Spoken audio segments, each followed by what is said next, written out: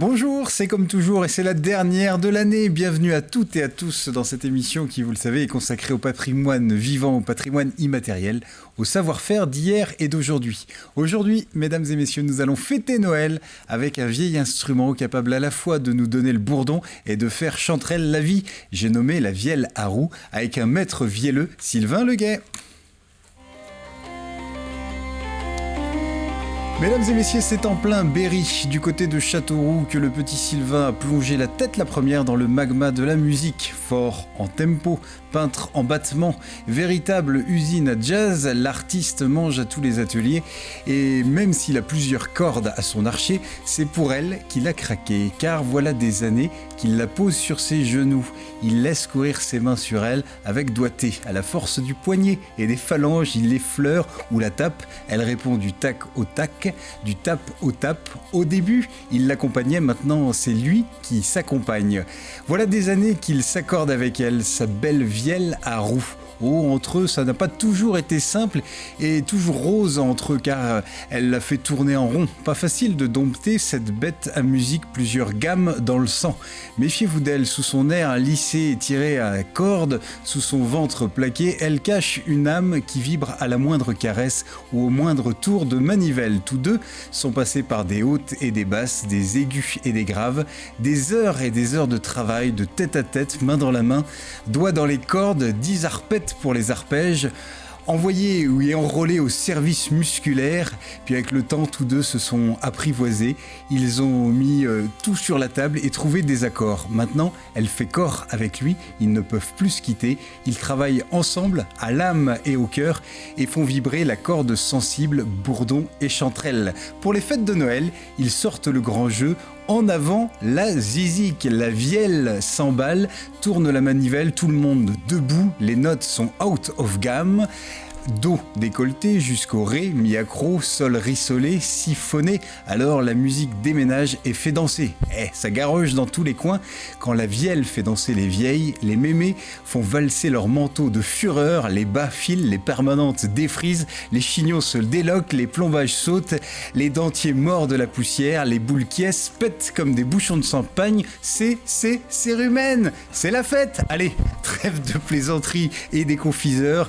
Quelle est l'histoire de la vielle à roue, comment jouer, quel est le parcours de notre invité? Autant de questions que nous allons lui poser. Sylvain Leguet, bonjour. Bonjour à vous. Joyeux Noël. Joyeux Noël. On est très heureux de vous avoir pour cette dernière émission et pour ces fêtes de Noël. Soyez le bienvenu. Merci de votre invitation. Merci à vous. Avant de commencer notre discussion, permettez-moi de vous présenter deux instruments à voix.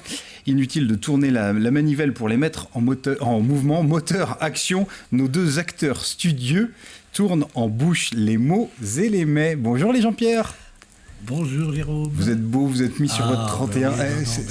J'ai fait la photo avant l'émission. Non, c'est pas mis, c'est qu'on reste devant. Vous restez, pardon. Oui. Voilà. C'est pas encore couché. Des arbres de Noël. C'est ça.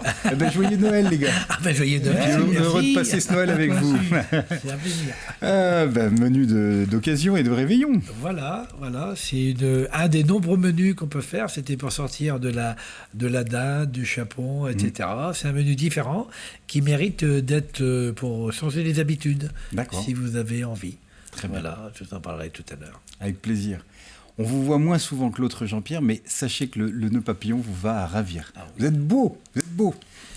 Bravo Jean-Pierre Bertrand. Pas. C'est la première fois qu'on me le dit. Il est pratiquement plus beau que moi, alors ça m'énerve un peu. Il va nous faire sa crise de jalousie. Mais c'est Noël, tout le monde il est beau. Voilà. Une chronique. Une chronique qui est chronique d'un gros fêtard, c'est-à-dire qu'il ne va rien faire. C'est une chronique en direct. On a la chance. C'est vrai. Et l'honneur, et l'avantage c'est tout à fait d'avoir un vielleux. C'est vrai. Le plus simple, ça sera qu'il joue. Et peut-être quand même, vous nous direz un petit peu ce qu'est la vielle, et puis en Vendée notamment. Oui, je pense que c'est important de la repositionner en Vendée, surtout que j'ai relevé que tu disais un vieil instrument. Non, c'est un instrument actuel. Ah oui. Très actuel, et il s'en produit peut-être plus de nos jours qu'il s'en est produit dans l'histoire. D'accord. Et il y a énormément de... Pas beaucoup en Vendée, malheureusement, mais si on va dans le centre de la France, ou dans les Côtes d'Armor et tout ça, il y a profusion.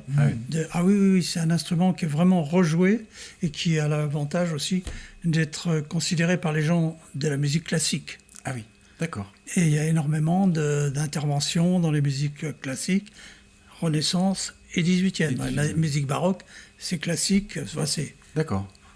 C'est pas tous les jours. Oui. Mais tous les grands auteurs, compositeurs ont créé des œuvres pour Vielle. En tout cas avec vielle. D'accord. Ouais. Vous nous en direz plus tout à l'heure. Sylvain Leguet, vous êtes venu avec des vielles différentes. Tout à fait. Alors, on dit de vous que vous êtes un vielleux, c'est ça? Alors voilà, on parle de vielleux ou de vielliste, selon l'époque que nous traversons. Alors nous avons ici différents types d'instruments. On va peut-être parler des instruments. Donc nous avons ici une vielle plate, ou vielle guitare. Nous avons ici une vielle ronde, dite bateau, que l'on trouve plus dans le centre-France, alors que les vielles plates, on les trouvait plus en Vendée et en Bretagne et dans les Landes. Mais d'abord, qu'est-ce que c'est que cet instrument-là? Bonne question. Eh bien, à l'ère de l'écologie, pas besoin d'électricité, pas besoin de piles, il suffit d'actionner une manivelle. Tourner ici. la manivelle. Je présente toujours comme un violon. Ouais. C'est un archet continu. Ok, donc qui fait office d'archer. Et nous avons une roue. Alors, si je peux... Hop, voilà. Je ne sais pas si au niveau des caméras... Si, on la voit. Top. Nous avons une roue que l'on va actionner en tournant. Excellent. Et de l'autre côté, à la place de mes doigts pour un violon, nous avons des taquets de bois qu'on appelle des sautereaux qui vont permettre de jouer la mélodie. Donc là, c'est le clavier? C'est le clavier, voilà. Okay. Nous avons ici l'action, la mélodie, et ici, nous avons une petite pièce en bois. Voilà, si elle veut bien sortir. Qui est minuscule. C'est un petit chevalet mobile qu'on appelle le chien, et qui va permettre de faire la rythmique des morceaux que l'on interprète et qui va accompagner la partie mélodique. D'accord. Donc changement de rythmique nécessite qu'on déplace le chien? Alors non, on va jouer en fait avec les doigts. D'accord. On va faire des micro-impulsions au niveau de la manivelle, et ce qui va reproduire une vibration au niveau du chien qui va donner ces rythmiques différentes. On trouve cet instrument-là aussi bien dans la période médiévale, parce que il faut remonter le temps. La vielle, en fait, au tout départ, c'était se jouer à deux personnes, ce qu'on appelait l'organistrum, qui était joué essentiellement pour accompagner les chants liturgiques.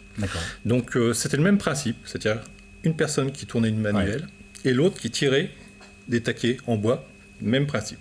Et après, on a réduit cet instrument, qui est devenu une chiffonnie. Il y a eu plusieurs types de vielles. Donc toujours actionné avec la manivelle, à ne pas confondre avec la vielle à archer, qui est une forme de violon. Et cet instrument-là va traverser les siècles, c'est-à-dire médiéval, Renaissance. On va retrouver ce qu'on appelle l'âge d'or à la période de Louis XV, où là, toute la cour, il est de bon ton de jouer de cet instrument-là.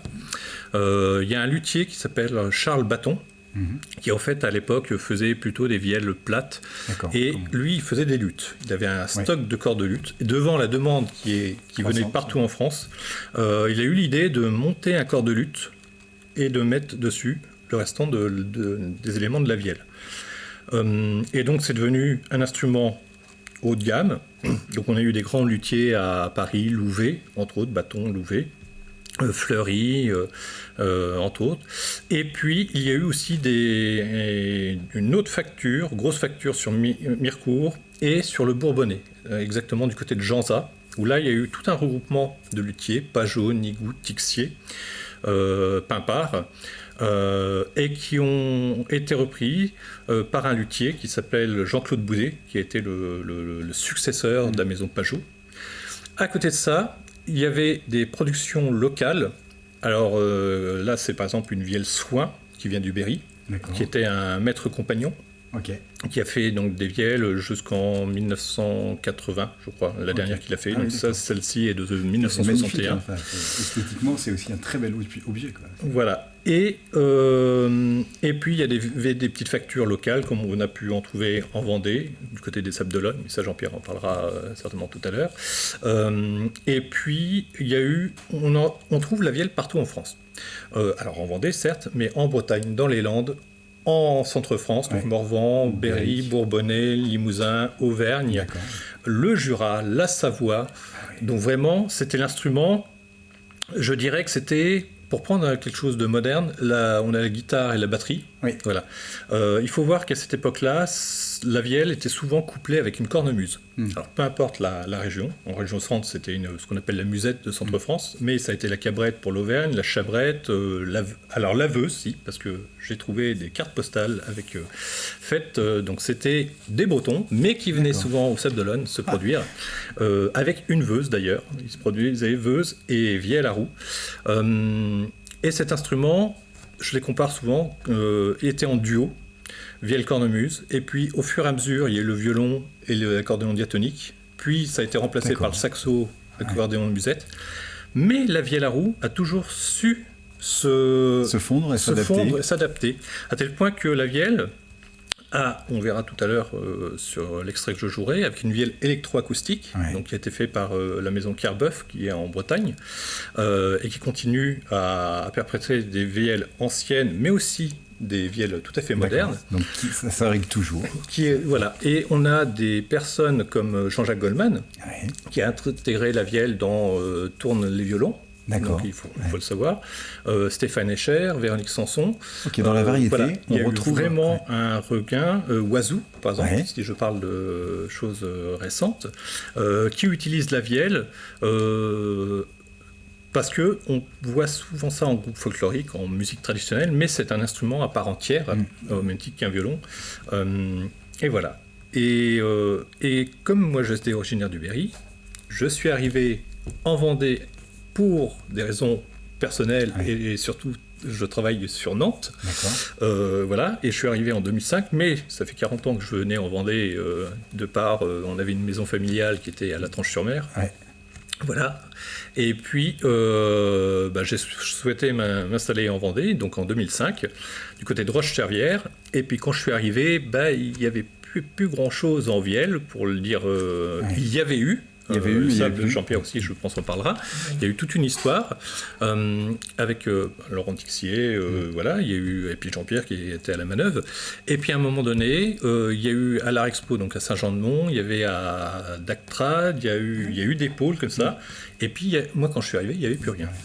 Et puis je suis arrivé, faisant d'autres instruments, accordéon, vielle, cornemuse.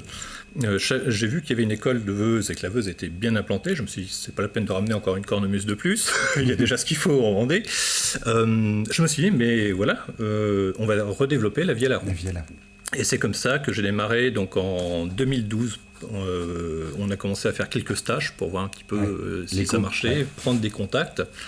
Et puis en 2014, on a monté l'association Zimzim, qui au départ a démarré à Paluo. Alors pourquoi Paluo ? Parce que tout simplement, Paluo était jumelé avec Paluo-sur-Indre. Comme on avait une moitié de Vendéens membres et des Berrichons exilés en Vendée, c'était cohérent. Et puis, moi j'ai formé une dizaine de vielleux à peu près, petit à petit, qui ont réintégré les instruments. Donc il y a eu à la pagaille Gaël Ménard qui maintenant joue de la vielle, qui avait commencé à monter aussi un cours de vielle avec Dominique Ravouille. Et là, on s'est dit, là maintenant, la première implantation a fonctionné. J'avais toujours, comme j'habite du côté de Chauchet, j'avais toujours dit, vous inquiétez pas les gars, je vais aussi m'occuper, voilà. Donc j'ai monté une seconde association qui s'appelle Balade Musicale, pour pouvoir équilibrer et donner des cours. Et puis quand on a vu que ça commençait à bien s'implanter, Jean-Pierre m'a demandé de refaire des cours à Saint-Jean-de-Mont. On a repris des cours à Dattrad dernièrement. Il y a une école qui va s'ouvrir en janvier à Luçon. Donc du coup, on a tout rapatrié à Chauchet. On a dit c'est pas la peine, Paluo est déjà maintenant bien desservi. Et donc voilà, on est en cours de recréer donc une association qui va chapeauter Balade musicale et Zimzim, qui va s'appeler les Balades musicales de Zimzim. Zimzim, alors c'est un vielleux nantais, pourquoi ? Parce que quand je suis arrivé, je n'avais pas encore les références vendéennes, et le premier village que j'ai trouvé, c'était le Père Simsim. Mais lui en vendait aussi. Hein. On a des photos de lui. D'accord.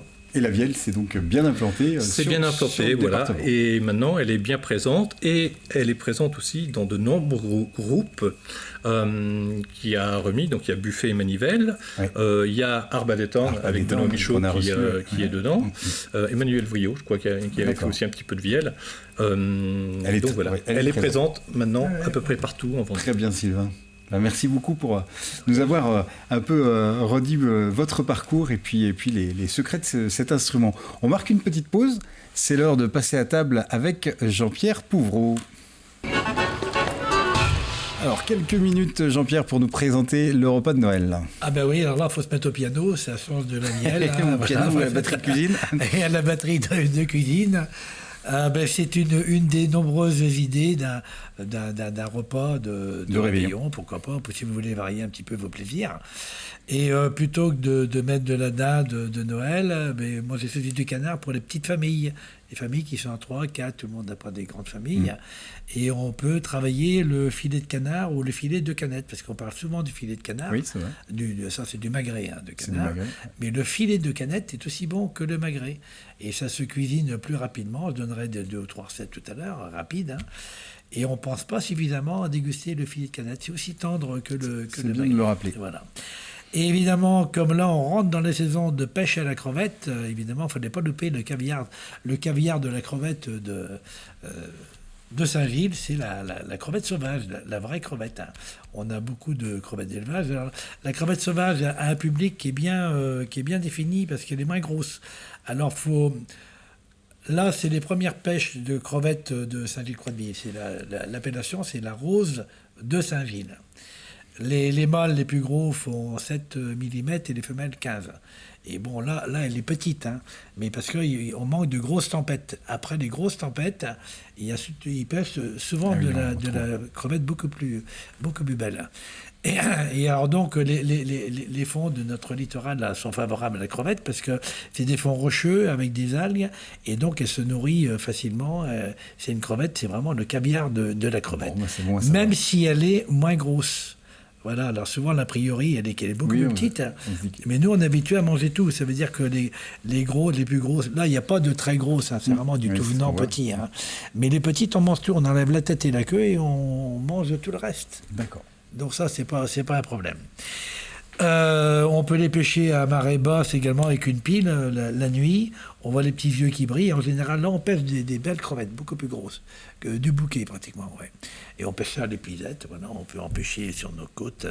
Et quand on a la chance d'avoir des crevettes vivantes, nous, autrefois, avec les copains marins, on la faisait simplement sauter à l'huile, flamber au cognac et un petit peu de thym, c'est tout. Huile, cognac, flambé. Et on déguste ça chaud, c'est toujours très très bon. Ou alors on la laisse remonter à la surface dans une eau. On peut prendre de l'eau de mer, on fait bouillir l'eau de mer, et quand la crevette remonte à la surface, elle est cuite. Faut pas d'ébullition. Avec une araignée, on l'enlève, on met du gros sel dessus, et voilà, il n'y a pas de problème. Très rapidement, pour la suite. Rien, je donnais un cours d'huître l'autre jour, je vous rappelle, pour vous les huîtres en couteau, vous prenez la moitié, vous l'ouvrez au-dessus de la moitié de l'huître là, vous prenez une garde, mais ça vous nous aviez montré, voilà. C'est pas le moment d'aller aux urgences. Non. Alors là, le magret, je vous conseille de le strier, vous voyez, les strier. Voilà, alors donc vous mettez des herbes de Provence dessus, voilà, et alors là vous faites rôtir côté peau en priorité pendant 3-4 minutes. Voilà, il y a 2 minutes de l'autre côté. Après, on déglace avec du poivre vert, ou on peut mettre un peu d'oignon. Toutes les recettes sont permises. Ou coulis de tomates et crème, voilà. Vous régalerez. C'est parfait, merci chef. Non, de merci rien. Beaucoup, Pierre. Voilà, qui met en appétit. Sans plus tarder, d'un Jean-Pierre, on passe à un autre Jean-Pierre. C'est la chronique de Jean-Pierre Bertrand de Bouche à Oreille. C'est Noël, on passe les plats. Et Jean-Pierre, c'est l'heure de vous passer donc la main pour votre chronique. C'est une chronique en direct ? C'est une chronique en direct. Et moi-même, je vais passer mes 2 mains à Sylvain, qui va nous jouer un Noël. Alors on écoute et on voit.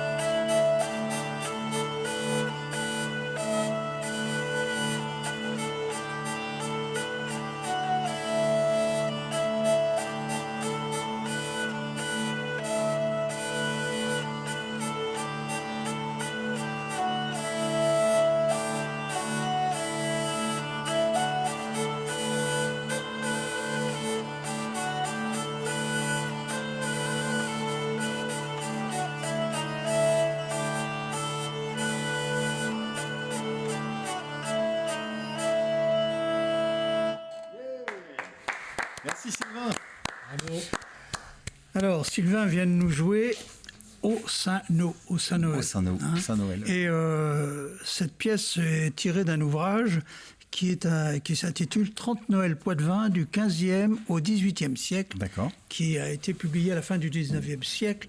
Et donc, c'est une pièce ancienne, comme la prochaine qui va jouer, c'est de François Gusteau, en tout cas pour les paroles, qui est assez répandu encore dans la tradition orale en Vendée, et qui lui-même a publié ça. Il est décédé en 1761, donc ça veut dire qu'on a un petit peu de bouteille aussi. On est au 18e.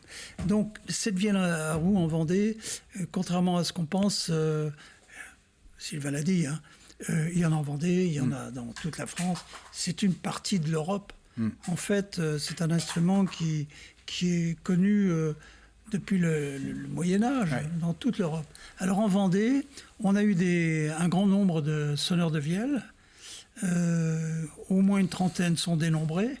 À la fin du 19e jusqu'au début du 20e. Le dernier sonneur a été enregistré dans les années 70, donc c'est pas si vieux que ça. Et ce que j'ai comme information, si on prend la vielle qui est cette grosse vielle plate, elle était sonnée à Saint-Gilles-Croix-de-Vie au casino.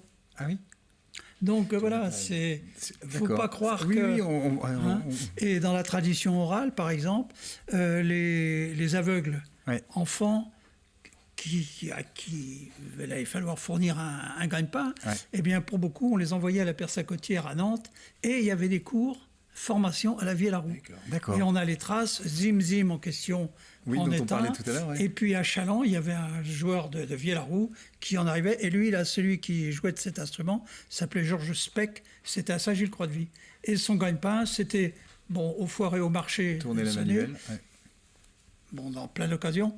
Mais aussi d'aller au bar du casino de Saint-Gilles-Croix-de-Vie où il...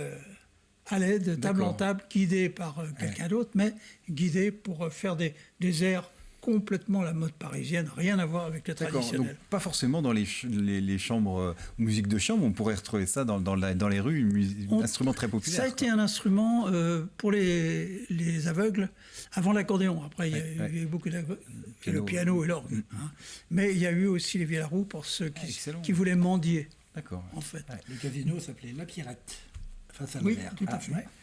Alors, forcément, monsieur était un... bien sûr. On n'est pas du même monde.